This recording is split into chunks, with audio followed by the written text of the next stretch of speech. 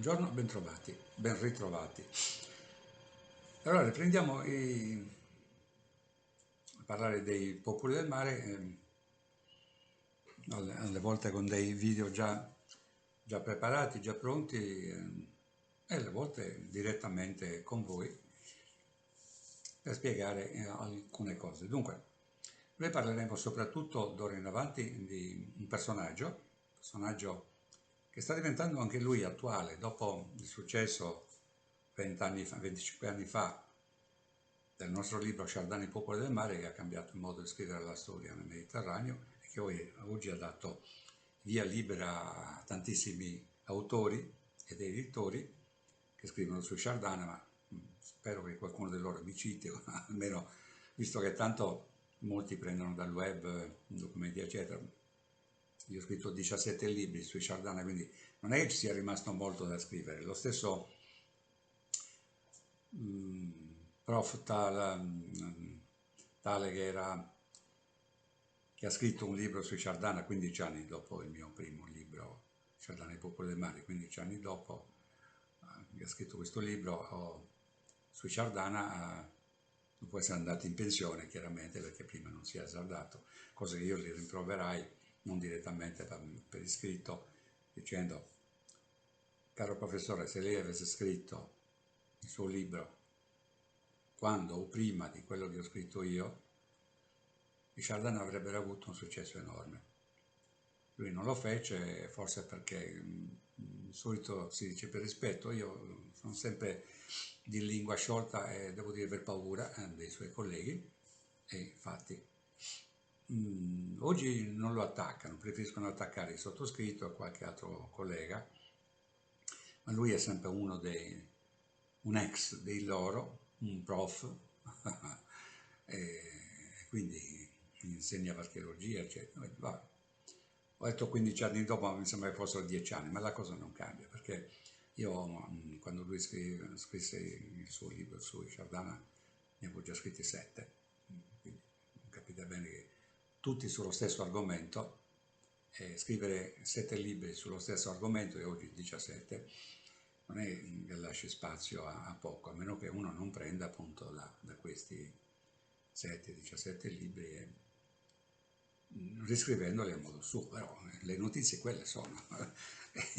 Io poi ho preso in modo preciso dai testi egizi, non certo da testi italiani o romani se preferiamo, perché sapete bene che la storia del Mediterraneo, se stessimo a quello che hanno scritto i libri di scuola italiani, comincerebbe nell'VIII secolo avanti Cristo, perché nel periodo del fascio, non per far politica, ma quello era il periodo, il ministro alla cultura popolare, che aveva un nome secondo me osceno, perché sta di parolacce, si chiamava Minkul Pop, e il Ministero della Cultura Popolare appunto proibiva tutti i testi che non fossero greci o romani. Ora i greci e i romani nascono nell'VIII secolo, quindi c'è poco da dire. E prima cosa c'era nel Mediterraneo? Quindi io sono dovuto andare, dopo aver fatto il classico e altri studi, ho dovuto andare in giro per il mondo, soprattutto in Egitto, dove qualcosa mi chiamava, e in Egitto cosa trovai? Trovai Chardin, incisi nell'Alto Egitto soprattutto, e incisi nei muri dei templi a Medinet Habu, ad Abu Simbel, a Luxor, a Ramesseum, li trovavi dappertutto. E le guide egiziane li chiamavano Chardin e popoli del mare. Alla mia richiesta, io non sto già parlando del secolo scorso, alla fine del secolo scorso, alla mia richiesta sulla provenienza di questi Chardin e popoli del mare, le guide e gli amici mi rispondevano: Leonardo, venivano dalla tua zona, venivano dall'Italia. Ah, bene, e da dove venivano? Venivano da Venezia. Quindi stiamo parlando di fine anni 80, se non erro, no, comunque fine del secolo scorso, e grazie a un'amica che mi aveva invitato in Egitto per alcune cose che avevamo in mente, eravamo ospiti del generale Samir Farag, sindaco e governatore della regione di Luxor. E Samir Farag, che è un anfitrione, come pochi esistono in politica, eccetera, mi disse praticamente: non c'è problema Leonardo, se volete io vi faccio accompagnare dal ministro della cultura al Cairo. Pensate che il Cairo da Luxor dista circa 1 migliaio di chilometri, e quindi la mia collega disse sì, andiamo. Allora ci alloggiarono in questo albergo e poi andammo ospiti del ministro. Con noi erano alcuni elementi anche politici sardi importanti, e nella tavolata, di cui conserviamo documenti e foto, giustamente, si creò discussioni sia politiche che attuali di allora.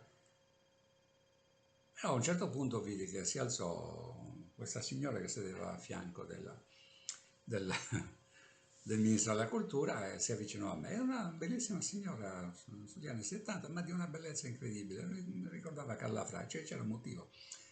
Lei era collega di Carla Fracci, era ballerina della Scala, aveva sposato un egiziano, ministro. E mi disse: ma mi dica Melis, ma lei ha qualche libro di queste cose di cui racconta? E ho detto: ne ho scritti due ho appresso.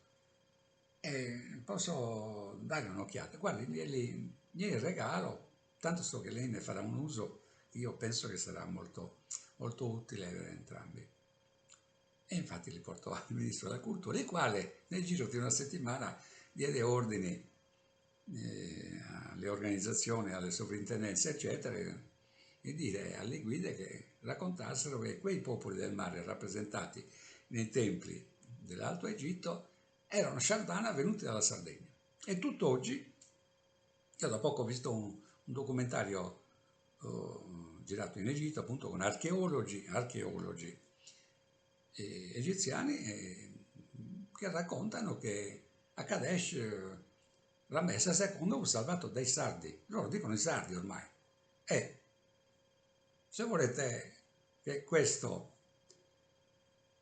sia un piacere, è un piacere soprattutto per me, perché se penso che solo in Sardegna, nel mondo, oggi ancora gli unici a negare che i Shardana sono i sardi sono i nostri cosiddetti archebuoni, i sovrintendenti, i prof dell'università, insomma coloro che hanno il comando, non so perché abbiano il comando, gente così. Per me può essere ignorante, dove ignorante è un aggettivo che si usa per spiegare la persona che ignora i fatti, non è una parolaccia, non è un'offesa, ma è quella. E sono gli unici a negare che i Shardana sono sardi. Io spesso li scrivo, perché il dialogo fra noi ormai non ce n'è dopo il 2001, li scrivo e ci dessero un nome che corrisponde ai Shardana. Perché gli Acaiasa sono gli Achei, i Tuscia sono gli Etruschi, i Sacalasa sono i Siculi, i Luca sono i Lucani, e i Libu sono gli abitanti della Libia, quindi dell'Africa del Nord. Ma cosa andiamo a cercare? Perché i Shardana non sono i sardi? Ditecelo chi sono. Quindi, però in Egitto, grazie a Dio, se andate in Egitto in vacanza, andate nell'Alto Egitto. Non state lì a soffermarvi sulle piramidi, tanto nelle piramidi non c'è niente. Ci sono le piramidi, bellissime, enormi, incredibili, però non c'è niente. Quello che da ragazzi, magari all'elementare, ci hanno insegnato che esiste in Egitto, che ci hanno fatto credere che fossero dentro le piramidi, sono assolutamente altrove, nei templi dell'Alto Egitto.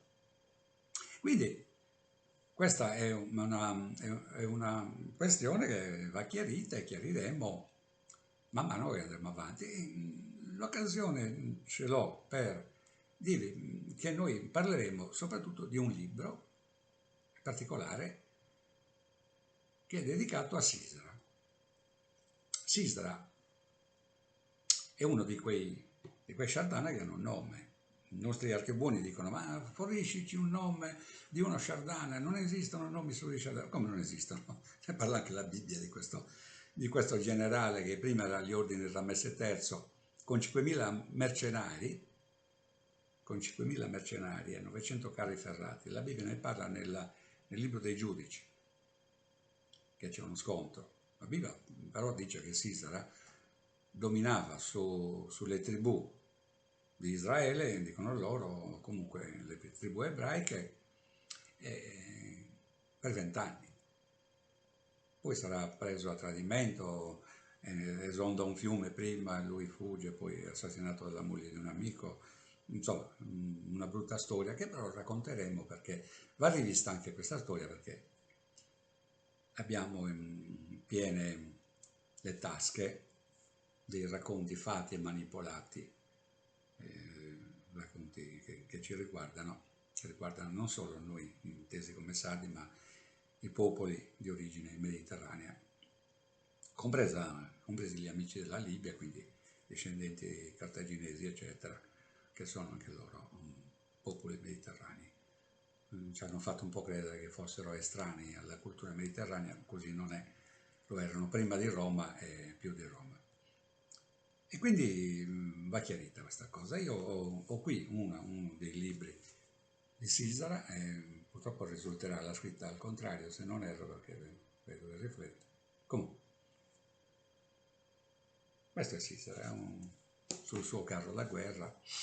E lui praticamente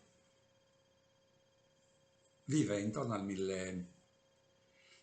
1100 a.C., dopo l'insediamento dei popoli del mare in quello chiamato dagli abitanti di Giuda Regno del Nord. Regno del Nord, secondo chi ha riscritto la Bibbia, praticamente, parliamo della tribù di Giuda, appunto, erano le 10 tribù di Israele poi scomparse. In effetti non sono scomparse, perché abitavano lì dopo l'invasione del 1200, si insediarono, facciamo un esempio, abbiamo detto Sacalasa ad Azor, Shardana ad Acco. Shardana aveva una fortezza, Sisera aveva una fortezza a Lawat, vicino a Tel Aviv. Abbiamo i Jeker a Biblos e a Dor, in Peleset, Filistei, che abitavano la Pentapoli, Gaza e le altre città. Quella che oggi è la striscia di Gaza, un po' più ampia era, però ci abitavano loro. La Bibbia dice che Giuda riuscì a conquistarsi il suo territorio, le colline, vicino nei pressi di Gerusalemme, ma poi non riuscì a conquistarsi la valle perché lì abitavano dei popoli con i carri ferrati. E lo credo bene, i Filistei, che proibivano ai giudei di avere fabbri ferrai. La proibizione per arrotare vomeri e falci dovevano andare dai Filistei, cioè è tutta una storia di cui parleremo. Io la chiuderei per oggi, la chiuderei qui. In seguito parleremo dei vari capitoli di Sisera. Vi spiego subito, mi hanno sempre chiesto di scrivere romanzi su Shardana, ho sempre rifiutato, ho scritto dei saggi con tutti i rischi che compete, le critiche eccetera, è sempre stato comodo scrivere dei romanzi, però stavolta ho voluto scrivere qualcosa che non è un romanzo, è un libro storico, ma raccontato alla moda del De Bello Gallico di Caio Giulio Cesare. Cosa fece Cesare? Raccontò i fatti dei suoi tempi con un protagonista, che era lui, scritta da lui. E quindi noi racconteremo le cose e le faremo raccontare a Sisera, a suo padre, al suo figliolo, agli amici, racconti fatti della sua epoca e dell'epoca precedente, e il figlio racconterà qualcosa dopo la morte di Sisera, racconterà qualcosa anche di successivo. Tra parentesi, non volevo dirlo ma lo dico, le Americhe, con prove, chiaramente ragazzi, con prove, documenti scritti, compresi scritti trovati in America, eccetera, eccetera. Un abbraccio, un saluto.